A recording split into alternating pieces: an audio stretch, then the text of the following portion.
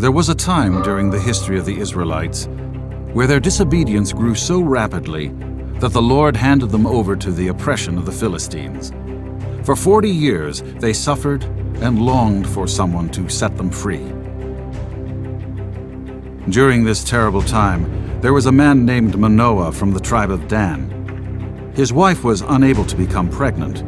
They desperately longed for a child of their own, but it never happened.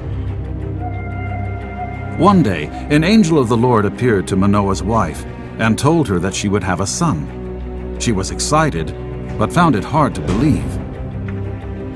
The angel of the Lord appeared a second time and told her that she was not allowed to drink any wine or eat any forbidden food. He also told her that the boy's hair should never be cut. This was to be a sign to others that he was consecrated to God. When the boy was born, she named him Samson. Samson grew up to be a strong young man. He had long hair, and his mother made sure that he obeyed all the instructions the angel gave.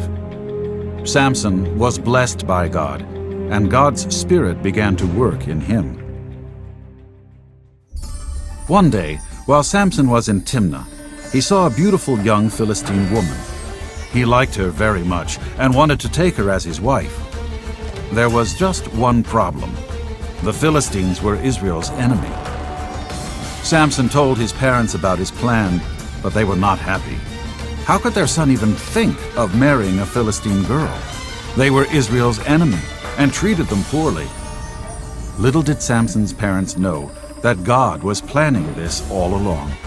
Samson, after all, was to be Israel's judge, born to free them from the oppression of the Philistines. The plan went forward, and Samson was set to marry the Philistine girl. The girl's father gave Samson 30 young men to be his companions. During the festivities of the wedding, Samson told the men a riddle and said he would give them 30 fine linen robes and festivity garments if they could solve it. Then the men forced Samson's wife to entice him to tell her the answer. She succeeded, and the men won the bid. Samson was furious for being tricked. He had to keep his end of the bargain and was forced to give the men their 30 linen robes and festival garments. In order to do that, Samson killed 30 men and stole their linen robes. What's worse, when he came to take his bride, he found out that someone else had married her in the meantime. Samson was going to get even with the men who tricked him. He captured 300 foxes and tied torches to their tails. The foxes ran like crazy, setting everything on fire. All the crops and trees burned down. Now the Philistines were angry too. They, in return, went and killed Samson's previous wife and her father. When Samson heard the news, he was furious. The situation escalated. At that time, both the Philistines and Israelites saw Samson as a problem. The Israelites tied Samson with rope and brought him to the Philistines. With ease, Samson snapped the rope, picked up a jawbone of a donkey, and killed 1,000 Philistine men. Years later, Samson went to the city of Gaza. When the inhabitants learned that he was there, they devised a plan to capture him. They would wait for him until morning and then kill him. Samson, though, did not stay the entire night, and before the morning broke, he walked to the city gates, ripped the doors open, and carried them on his shoulder to the top of the hill. In his disobedience, he fell in love with another woman and told her the secret of his great strength, his long hair. The woman didn't care about Samson and told the Philistines how to capture him.